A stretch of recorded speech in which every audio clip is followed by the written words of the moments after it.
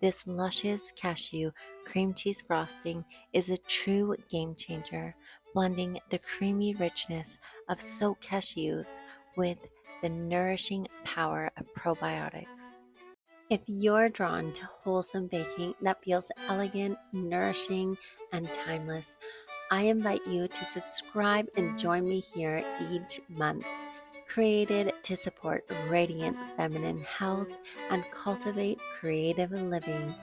For the full recipe, click the link in the description box below. I am so grateful you are here. Blend until smooth. Blend on high speed until the mixture is completely smooth and creamy. This may take several minutes, so be patient.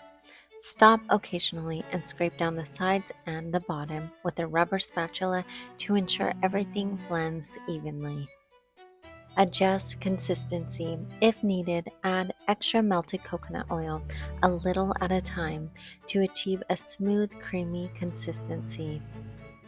Please note, to achieve a perfectly smooth frosting texture, it is best to place the cashew frosting in the fridge after blending.